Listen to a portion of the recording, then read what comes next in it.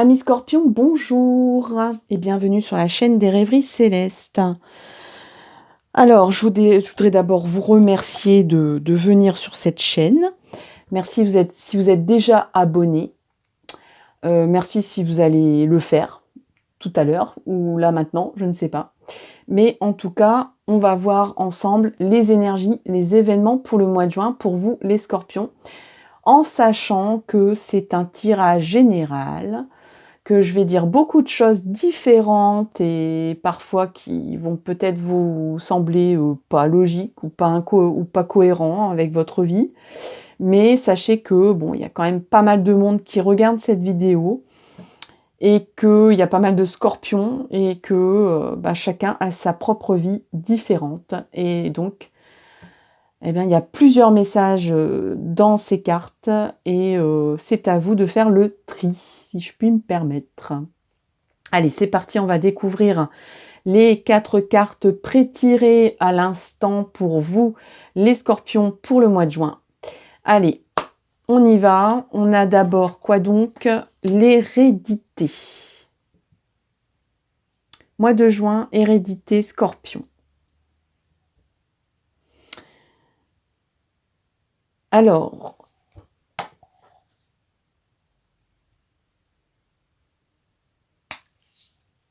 l'hérédité, on parle des racines. Là, on dirait qu'il y a des Scorpions qui vont, moi j'entends poser des questions, se poser des questions sur les origines de certaines choses. Sur des origines. Des origines de quoi? Des origines de comportement, des origines familiales, pardon. Des origines... En fait, d'où ça vient tout ça, quoi? Pourquoi et d'où ça vient? En quel honneur? À partir de quand ça a démarré? Ça a été provoqué par quoi? Vraiment, la source de certains problèmes. Peut-être de savoir aussi d'où on vient pour savoir où on va. Donc, il y a peut-être des personnes aussi qui, avant de faire un projet ou avant de s'engager, se disent « Attends, je vais aller voir d'abord si j'ai des bonnes racines ». Il y a peut-être des personnes aussi qui se posent la question de se dire « Est-ce que j'ai des bonnes racines ? Est-ce que j'ai assez d'argent ? Est-ce que ma vie est stable ?» Là, on parle de l'ancrage, en fait, hein, de l'ancrage de votre vie. Il y a des questionnements. En tout cas, c'est le sujet du numéro 1 du mois de juin pour les Scorpions. Sachant que les Scorpions, c'est un signe qui aime bien aller, voilà, un peu trifouiller, aller voir, psychologiquement parlant, ce sont des très bons psychologues. Ils savent voir peut-être dans les failles de chacun. Et ils savent aller voir ils n'ont pas peur d'aller voir dans le tréfonds de quelqu'un. Et même si c'est pas très beau à voir, ou d'aller voir dans les ombres. Le Scorpion, c'est un... alors c'est pas forcément... je sais pas, moi je l'assimile un peu aussi au phénix. Ce sont des gens qui peuvent... voilà. Peut-être... disparaître dans des profondeurs, disparaître et réapparaître comme ça, comme par magie, comme le phénix meurt et ressuscite. Bon, enfin bref, je ne vais pas parler de la symbolique, mais il y aurait beaucoup de pas à dire. Mais en tout cas, le Scorpion n'a pas peur d'aller voir là où ça fait mal, d'aller appuyer là où ça fait mal, d'aller voir là où c'est sombre, là où c'est dangereux, d'aller voir vraiment s'il faut descendre dans un tunnel pour comprendre quelque chose, le Scorpion va le faire. C'est un signe comme ça. Ici, on a le compromis. Donc, on recherche au niveau de l'ancrage, au niveau de la compréhension d'une origine, d'un comportement, d'une attitude, d'une personne, pourquoi, d'où ça provient. Voilà, il y aura une question là-dessus. Il y aura un compromis de fait. Donc pas forcément quelque chose de super définitif ou pas forcément quelque chose qui va vous convenir à 100%. Il y aura du 50-50. Donc il y aura à laisser et à prendre. Il y aura une demi-satisfaction d'une négociation. Alors si vous négociez, alors il y a les questions sentimentales, donc il y a peut-être quelque chose de dire mais d'où ça vient ce comportement dans mon couple? D'où ça vient ce comportement dans mes attitudes et mes peurs si je suis célibataire pour la vie de couple? Il peut s'agir d'une chose comme ça. Après au niveau professionnel, ça peut être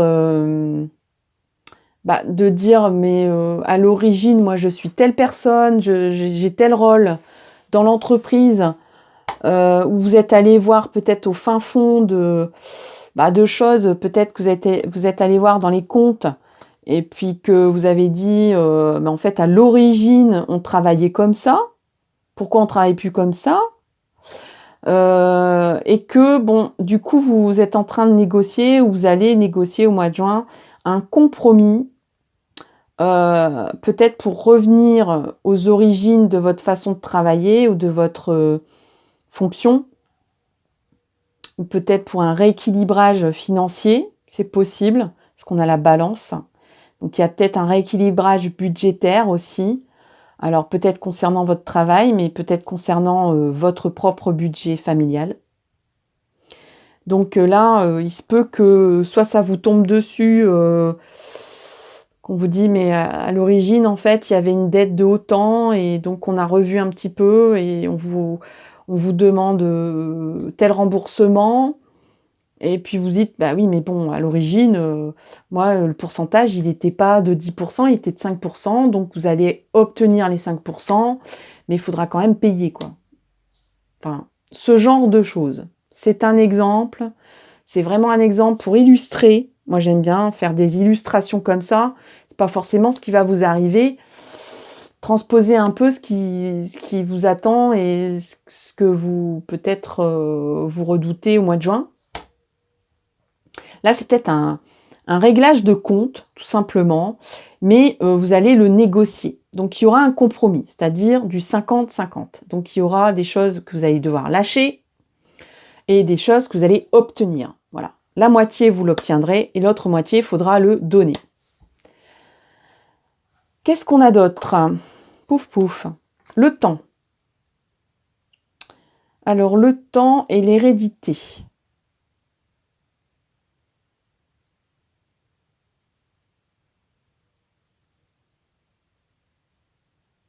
Alors, pour certains, il se peut qu'il y ait aussi une histoire de legs, une histoire de... peut-être qu'au mois de juin, il y a des personnes qui vont avoir des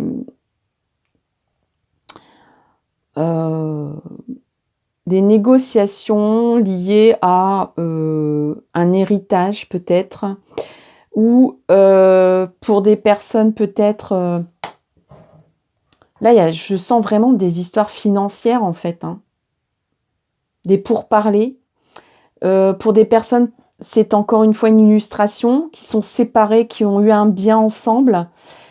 Ça va prendre un peu de temps, mais vous allez obtenir un compromis en disant qu'à l'origine, vous allez reprendre les papiers originels. Donc ça se peut aussi que ça soit par rapport à la garde d'un enfant, de renégocier le temps. Il y a peut-être une renégociation du temps de travail aussi, ici, avec une prime à la clé. Ou... soit on dit, bon, j'aurai moins de sous, moins de salaire, mais je veux plus de temps. Peut-être qu'il y a des personnes qui vont se dire, je me mets à temps partiel, en fait. Ça se peut. Vous allez réfléchir à ça. Après, il y a des personnes qui vont renégocier un contrat ici.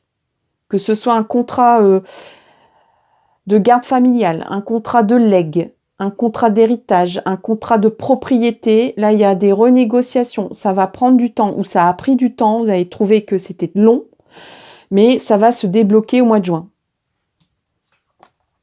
C'est quand même très très précis tout ça. Hein.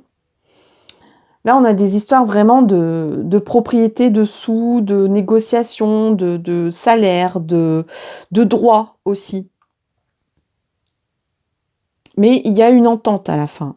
Donc c'est quelque chose quand même qui est assez positif. Alors là, on a la maison. Je pense qu'il y a vraiment des personnes qui vraiment négocient des choses par rapport au fait que peut-être vous dites je veux rester, je veux continuer à faire ce boulot. Il y aura vraiment des négociations salariales. Je veux vraiment continuer à faire ce boulot. Je veux rester dans cette maison, dans le sens la maison, par exemple, je dis n'importe quoi, une boulangerie, un restaurant. On peut estimer que c'est une maison. Hein. On dit maison Tartampion. C'est une entreprise aussi. C'est une appellation. C'est une dénomination d'entreprise, une maison. Donc, vous pouvez très bien dire, moi, je me sens très bien dans votre maison, mais je veux négocier mon salaire ou je veux négocier mon temps de travail. Il y a des personnes qui vont vouloir rester un peu plus longtemps à la maison. Donc là, je confirme, il y a des personnes qui vont réfléchir à renégocier leur temps de travail par rapport à un temps partiel. Et il y a toujours du 50-50. Là, il y a vraiment la notion du 50-50, c'est-à-dire qu'au mois de juin, si vous devez renégocier quelque chose, si vous ressortez du fin fond des archives quelque chose que vous souhaitez renégocier ou quelque chose va ressurgir au mois de juin, qui a pris du temps, vous avez presque oublié cette histoire, vous n'espériez plus quoi que ce soit, vous vous disiez tant pis c'est foutu, je vais pas y arriver tout ça, peut-être qu'on va vous reprendre dans le travail, hein. Des personnes qui sont sur le carreau là, qui n'ont plus de travail, peut-être qu'on va venir vous chercher. Mais on va vous dire, on te reprend peut-être, on ne peut pas te prendre au statut que tu avais parce qu'on n'a pas assez de sous. Et donc, vous allez négocier ça. Après, il y a des personnes qui vont dire, moi, je veux bien revenir dans l'entreprise, mais je veux plus à temps plein, quoi. Ou au contraire, mais je pense pas, parce que comme on a la maison, je pense pas qu'il y ait des personnes qui vont reprendre à temps complet et qui étaient à temps partiel. Ça sera plutôt l'inverse. Vous allez avoir envie de... Donc, il y aura des choses à prendre et à laisser. Il y a du 50-50. Vraiment, le thème du mois de juin pour les scorpions, c'est 50-50. Voilà. Donc, même si c'est un temps de garde pour un enfant,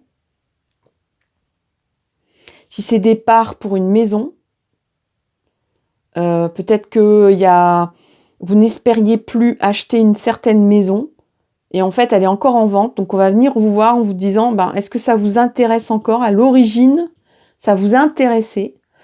À l'origine, ça vous intéressait. Est-ce que ça vous intéresse encore ? Et vous allez dire, d'accord, mais moi, plus au prix où c'était proposé, parce que ça fait trop longtemps qu'elle est sur le marché. Donc, ils vont dire, non, vous la prenez au prix qui était prévu. Ah non. Donc, ça va être du 50-50 en fait. Vous allez obtenir un petit quelque chose. Voilà. Voilà, chers amis, pour le scorpion. C'est quand même des choses assez concrètes, assez précises. J'espère que ça va vous parler. N'hésitez pas à commenter, liker, partager. Je vous donne rendez-vous pour une prochaine vidéo à thème. N'hésitez pas à aller voir votre ascendant, les signes de votre conjoint, les signes de vos enfants. Tous les signes vont être postés. Et je vous dis en attendant à très bientôt et un bon mois de juin, les scorpions. Bye bye.